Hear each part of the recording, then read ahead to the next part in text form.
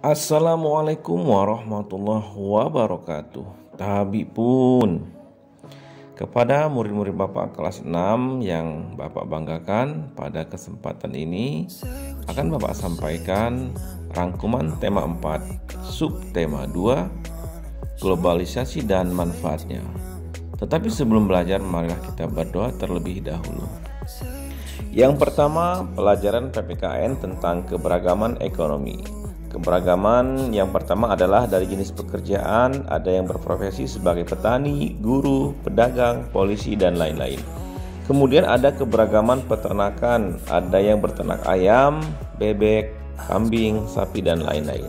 Lalu yang ketiga adalah keberagaman di bidang perikanan, ada nelayan, petani tambak, dan lainnya. Yang keempat, keberagaman perdagangan, ada yang berprofesi sebagai pedagang pakaian, elektronik, pedagang makanan, pedagang sembako, dan lain sebagainya. Di pelajaran PKN juga dibahas tentang potensi diri. Contoh, potensi yang aku miliki, yang pertama bisa bermain HP, menggunakan kamera, laptop atau komputer. Kemudian bisa bermain piano. Potensi yang perlu aku kembangkan seperti membuat game edukasi Android atau membuat video YouTuber. Atau yang kedua, bermain piano dengan berbagai teknik. Dalam mengembangkan potensi diri ada usaha yang harus dilakukan. Yang pertama, mengikuti kursus pembuatan game edukasi dan editing video. Kemudian yang kedua, usahanya adalah mengikuti kursus piano dan belajar dengan giat. Lalu dijelaskan juga cara menggali potensi diri yang kita miliki. Yang pertama, melalui hobi atau kegemaran. Lalu dengan cara membaca dan melihat keadaan, sharing dengan orang terdekat, dan mencoba hal-hal yang baru.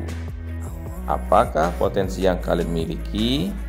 Ya, silakan untuk merenungkan potensi positif yang kalian miliki.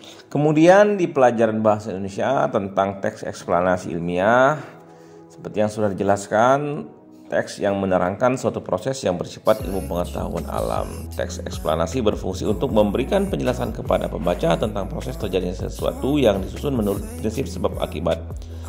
Teks eksplanasi terdiri atas pernyataan umum, pembukaan, deretan penjelas atau isi, dan penutup atau kesimpulan. Di tema 4 subtema 2 ini dijelaskan ulang tentang bagian-bagian dari teks eksplanasi. Yang pertama, bagian pernyataan umum berisi informasi singkat tentang apa yang akan dibicarakan. Kemudian yang kedua adalah bagian deretan penjelas berisi urutan uraian atau penjelasan tentang proses dari peristiwa yang terjadi dan dijelaskan secara bertahap atau berurutan. Kemudian yang terakhir adalah bagian penutup, yaitu kesimpulan yang berisi interpretasi atau pendapat singkat penulis tentang topik yang sedang dijelaskan. Ketiga adalah pelajaran IPA, ilmu pengetahuan alam, tentang cara menghemat energi listrik di rumah.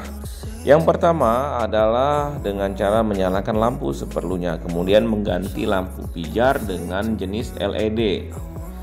Lalu yang ketiga, mencabut charger HP ketika tidak digunakan. Yang keempat, mematikan TV ketika tidak ditonton. Yang kelima, mengatur pemakaian alat elektronik yang berdaya besar seperti pendingin ruangan, kulkas, maupun setrika.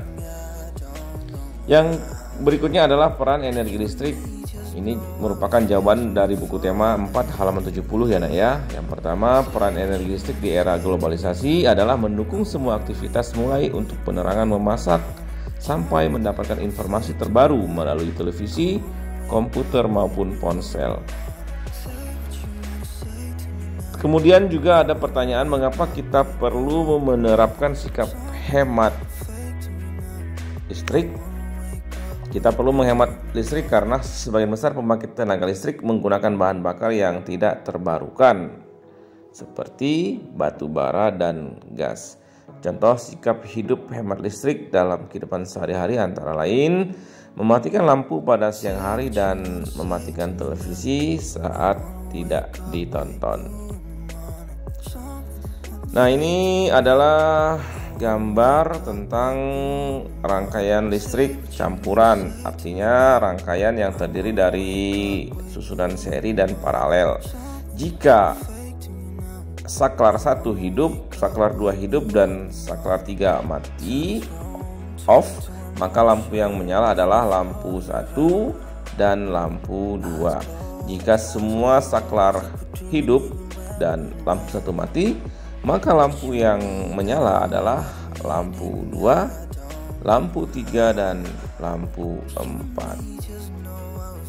Ya, diperhatikan garis yang biru merupakan kabel untuk rangkaian seri, sedangkan garis yang merah merupakan kabel atau lintasan dari rangkaian listrik seri. Jika semua saklar on atau hidup dan lampu 3 mati, maka lampu yang menyala adalah lampu 1 dan lampu 2. Nah, nanti kita akan berpraktik untuk membuat rangkaian listrik sederhana, apakah itu rangkaian seri, paralel, atau bisa juga kita kombinasikan kedua rangkaian menjadi rangkaian campuran. Dalam pelajaran IPS, ilmu pengetahuan sosial, pelajaran yang keempat dalam rangkuman ini yaitu bentuk kerjasama Indonesia dalam bidang politik. Yang pertama, Indonesia berperan dalam pengiriman duta dari konsulat, kemudian perjanjian kawasan bebas nuklir dan perjanjian kawasan damai, bebas dan netral di kawasan ASEAN. Lalu pengertian globalisasi. Globalisasi adalah meluasnya pengaruh ilmu pengetahuan dan kebudayaan di seluruh dunia sehingga tidak jelas lagi batas yang membedakan pengetahuan dan budaya yang satu dengan yang lainnya. Ya, bagi yang belum subscribe, jangan lupa di subscribe dulu, nyalakan lonceng notifikasinya. Dampak positif dan negatif globalisasi dalam bidang ekonomi. Yang pertama, dampak positif, kita tentunya mudah mendapatkan barang impor dengan harga terjangkau, kemudian peluang mengekspor dan menjual barang ke kancah internasional. Lalu terbukanya kesempatan kerja di luar negeri.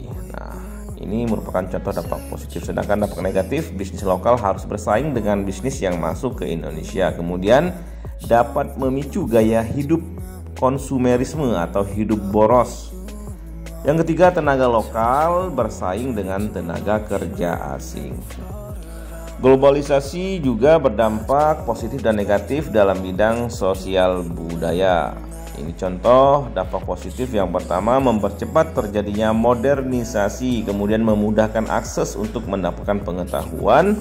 Dan yang ketiga adalah mempercepat pengembangan iptek, ilmu pengetahuan dan teknologi. Dampak negatif di bidang sosial budaya, terjadinya westernisasi atau kebarat-baratan menyebabkan perilaku menyimpang. Kemudian munculnya pengaruh kuat budaya barat yang menghilangkan budaya lokal. Akses internet yang tidak diawasi menyebabkan penggunaan internet yang tidak sehat, seperti banyak orang melihat pornografi, kekerasan, dan sebagainya. Timbul pertanyaan, mengapa globalisasi dapat mempengaruhi budaya bangsa? Karena terbukanya informasi tentang budaya asing melalui akses internet dan menganggap budaya tersebut bagus untuk ditiru oleh sebagian orang. Nah, ini contoh grup band Korea BTS yang banyak ditiru model gaya, rambut, gaya berpakaian oleh kita orang Indonesia ya. Ya, tentunya kita harus bisa memilih mana yang positif, mana yang negatif. Positif kita ambil, negatif tidak kita pakai. Apa yang harus dilakukan untuk menghadapi era globalisasi? Yang pertama, jangan mudah percaya informasi hoax atau tidak benar. Kita harus cek informasi terlebih dahulu. Kemudian menyaring atau memfilter budaya asing dan menyesuaikan dengan budaya kita. Lalu yang ketiga adalah menggunakan internet secara positif. Ya, ini ada games Free Fire, game tentang tembak-tembakan. Kita bisa saring mana yang bagus, yang tidak jangan digunakan atau kita terapkan di kehidupan sehari-hari. Bahaya narkoba, ini merupakan jawaban tema 4 halaman 84. Narkoba, narkotika, dan obat terlarang adalah senyawa aktif yang dapat mengubah pikiran, suasana hati, atau perasaan dan perilaku seseorang. Peredaran narkoba meluas karena penggunaan mengalami kecanduan sehingga terus membeli, dan penjualan ini sangat menguntungkan bagi bandar narkoba. Bahaya narkoba, dampak narkoba bagi pengguna dapat menyebabkan kerusakan fisiologis pada organ di dalam tubuh, terutama pada sistem saraf dan jantung. hingga dapat menyebabkan kematian dan penularan penyakit melalui jarum suntik. Dampak penggunaan narkoba bagi keluarga pengguna adalah dapat menyebabkan konflik dalam keluarga dan kemiskinan akibat pengguna kehilangan pekerjaan. Jadi jangan sekali-kali untuk mendekati apalagi mencoba narkoba. Dampak penggunaan narkoba bagi masyarakat di lingkungan pengguna adalah menyebabkan kemiskinan, meningkatnya tingkat kejahatan dan kecanduan yang memakan korban. Sedangkan dampak bagi bangsa Indonesia adalah Indonesia akan kehilangan penerus bangsa, memiliki generasi penerus yang tidak bermutu, meningkatnya kasus kriminal, dan lain sebagainya. Say no to drugs. Pelajaran terakhir adalah SBDP tentang poster.